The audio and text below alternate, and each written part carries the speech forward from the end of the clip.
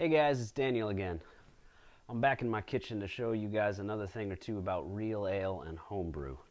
Hopefully by now you guys have all realized my utter and stupid obsession with real ale. I'm a sucker for a good European ale, light natural carbonation, subtle flavors, low sessionable alcohol, something you can drink all day. My favorite way to drink real ales is pulled through a beer engine. Now last week I showed you guys how to build a beer engine out of a converted Pepsi keg.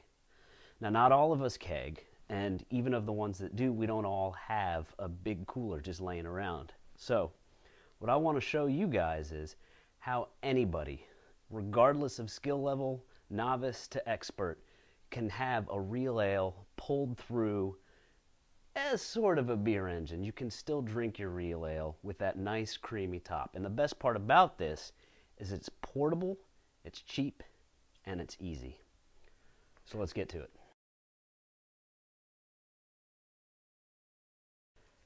Yeah, I named it the Larkin engine. Humble, I know, but I think after you guys see this, you'll agree that my name should live on in the annals of homebrew greatness. But before you vote me into the Homebrew Hall of Fame, let me show you what we got here.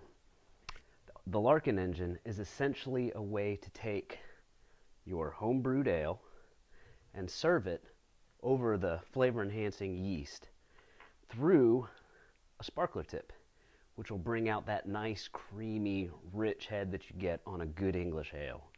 So, this, while it may look like a way just to make homebrew even more ghetto, is actually the crux of the system. I like to put my bottles that I'm going to be serving through the Larkin engine, put my beer into club soda bottles.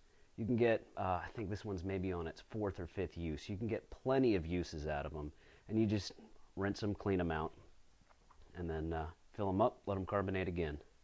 Now you have two ways to carbonate. One, you can bottle them just like you did when you first started homebrewing. Put your priming sugar or whatever in, let it carbonate itself. Or you can force carbonate, but that technically does not constitute a real ale. You want to naturally carbonate. So what you can do, what I do, is I naturally carbonate in my keg and then fill up the bottles. And what that does is it leaves a lot of the yeast behind, so you get a clearer beer and you get to geek out a little bit more. But just filling it up like you do a standard bottle works just as well. I've done them both ways and it's fantastic regardless. So, but this is not the engine. This is just the beautiful club soda bottle that volunteered for the video. The engine is essentially 4 tiny little pieces of brass, some hose, and a bottle top, a little cap that I've drilled a hole in. I've drilled this hole a little bit smaller than I needed to, because I like to start small and then kind of scrape it out so you get a nice tight fit. Well, I'll show you what the tight fit is here in a second. Here's your basic 3 pieces to a Larkin engine. Your sparkler tip, which is a little brass cutoff there, which screws on to this guy. A little barbed, I believe that's a 3/8 or a 1/4 inch barb with some tape on it.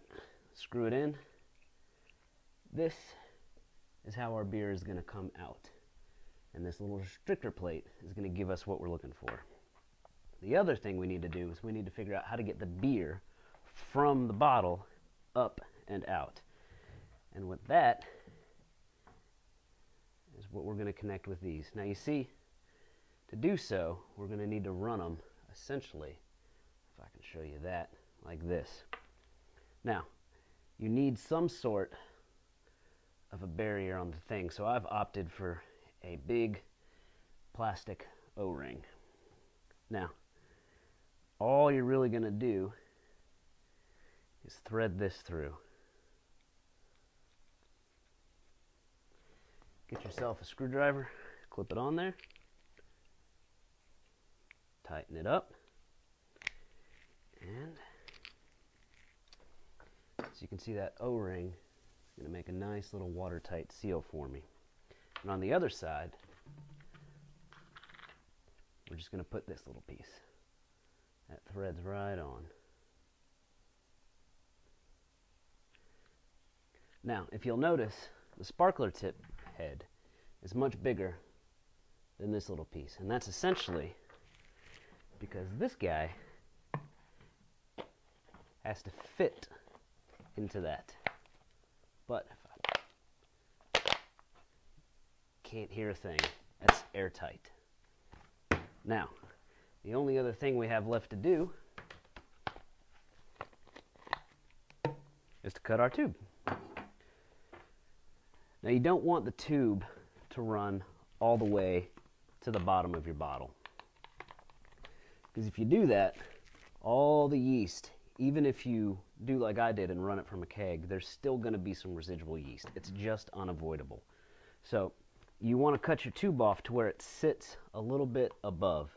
You want to draw over the yeast, but you don't want to take the yeast in. Well, there she is.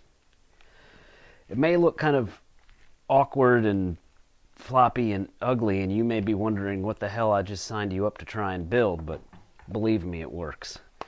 Now you can see, hopefully, yeah, I've cut my tube off to where it runs right above the yeast. That sits in. This, we gave it a nice little dangle there so we can put it in the cup so that when you foam it up, if you squirt it from above, you're going to get more foam. If you squirt it in, you'll build it up. It's something I learned by watching all the bartenders in England. At least I think I learned it. I may be lying to you right now, though. No, I don't think I am. This is it. I'm not going to show you guys it just yet. What I'm going to do is I'm going to take this and this, and I'm going to take it to my favorite spot to drink beer. I'll give you a hint. It's not at a bar, and it's not at home. So, in a couple of days, I'll show you guys the Larkin engine in action. Until then, have fun, guys. Keep drinking real ales. Bye. Well, I promised I'd bring you to my favorite place to drink. And as you can see, I'm not in a bar. I'm not at home. I'm in the great outdoors. I got a couple of buddies. As you can see, we've thoroughly spread our crap everywhere. But most importantly, we've got a fire going for dinner, and we have a healthy stack of real ale waiting to be pumped. This is my Scottish ale that I brewed about 2 months ago. And that's the beer engine we built the other day. We're going to slip this on.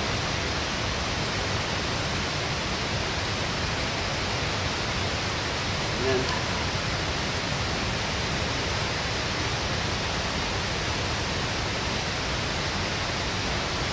lightly squeeze.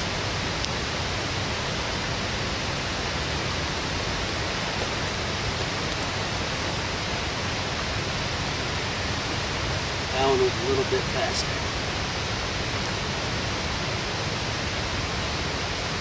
But look at that dense, rocky head. Go back in, top us off.